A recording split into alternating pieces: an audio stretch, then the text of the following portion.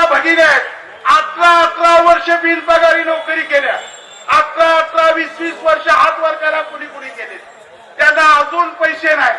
पण आमची भगिनी गावातल्या भगिनीला काय न करता 1,500 लाडकी बहीण, कारण तिला मताचं काही कळत नाही, पैसा आल्या तिला 70,000 जर पगार दिला तरी विचार करून मत देणार. म्हणून तुम्हाला असंच कुजवण्याचं काम या लाडक्या बहिणी सुद्धा इकडे नाही सावध राहील, त्यांना सुद्धा पगार आला पाहिजे. आणि म्हणून याच्या विरुद्ध एल्गार केला. आता पवार सर आता वेळ आलेली आहे. पहिला आम्ही काय करायचो, संस्थापक शिपाई कमी केले, लॅब अटेंडंट कमी केला, आम्ही नाचायला लागलो, लय आगाऊ शिपाई बरं झालं. शिक्षक तर उड्या मारायला, पुन्हा अतिरिक्त शिक्षकांची 400 लोकांची यादी यायला लागली. हेडमास्टर नाचायला लागलो, बरं झालं त्या आगाऊ गावा. पुन्हा हेडमास्टर जाता 100च्या आत आल्यावर रिटायर व्हायला, हेडमास्टरला जाता या ठिकाणी हाकलून द्यायची पाळी आहे. संस्था चालक नाचायला लागले, आगाऊ हेडमास्टर ऐकत नव्हतं, बरं झालं एक्सेस झालं. आता संस्था चालकावर बी वेळ आली, शाळेला कुलूप लावायची. ग्रामीण भागातल्या अडाणी जर असली तर रोज ती लोक आमच्या शाळेवर येत आहेत, सर इंग्रजीला मास्तर नाही, तुमची शाळा काही उपयोगाची नाही, आम्ही पैसे भरून शेजारच्या शाळेत जाऊ. संस्था चालकाचा अधिकार काढला बरंच झालं, पण तुम्ही पोर्टलनं भरती तरी दरवर्षी करा, वर्षातून 2दा करा. आणि ती माणसं नेमताना या विभागातली पुणे विभागातल्या 3 जिल्ह्यातली नेमा, ते नेमतायत गडचिरोली, ते नेमतायत चंद्रपूरची. ती लोक येतात, इंटरव्ह्यू देतात, चौना घेतात आणि जातात, येतच नाही.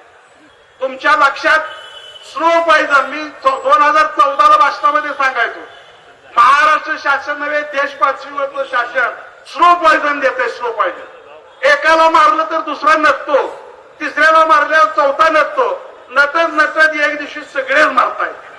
हे कुणाला कळलं नाही, हे ओळखलं पाहिजे तुम्ही. आणि म्हणून संस्था चालक असू द्या, शिपाई असू द्या, एज्युकेशन मध्ये काम करणारे असू द्या, नवे माझे पोलीस बांधव असू द्या, पुढल्या वर्षी तुम्हाला सुद्धा रनिंग करायला लावणार आहे. पोलीस भावाला पळून दाखव डिग्रीला आली त्यावेळेला नव्हती, आता तुला कॅन्सर, हे होणार आहे. सगळ्यांनी पोलीस भावांनी सुद्धा आमच्या समोर बरोबर आलं पाहिजे.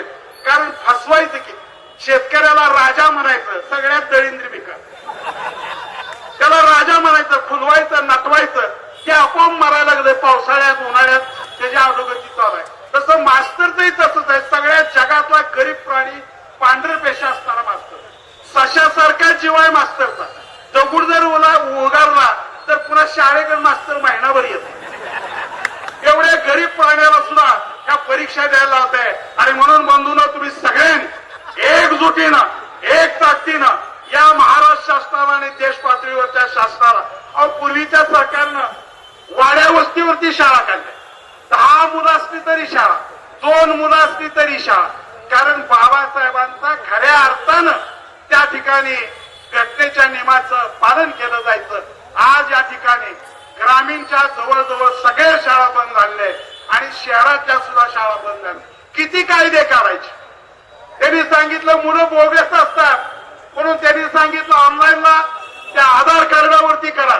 आता आधार कार्डावरती भरल्यानंतर आता एक JR आलाय, आता एक JR आलाय, आधार कार्डाप्रमाणे ती शाळेत हजर आहेत की नाही बघायला कशी येणार, कशी नदी तपासलं नाही बघायला जिल्हा शिक्षणाधिकारी येणार. जिल्हा शिक्षणाधिकाऱ्याला बरोबर वाटलं तर पुढे फॉरवर्ड होईल. पण किती या ठिकाणी अपवित्र दारूच्या धंद्याला सगळ्या मास्तरला वाटायला लागलाय सगळं शाळा बंद करावा आणि आपलं जुगार दारूचा अड्डा काढावा. लय त्रास नाही त्याला, हे आता शाळेला लय त्रास आहे. आणि म्हणून असे कायदे काढायचे आणि शाळा बंद करायची. म्हणून आमच्या मागण्या आहेत, TET रद्द करा, 15 मार्चचा JR रद्द करा, त्या ठिकाणी तो सेवक संच पूर्वीप्रमाणे करा. 1 नोव्हेंबर 2005 पूर्वी टप्प्याचे आमचे बंधू लागलेले आहेत, 2000ला लागलेले आहेत. आणि 2000ला लागलेले असताना सुद्धा त्यांना पेन्शन नाही.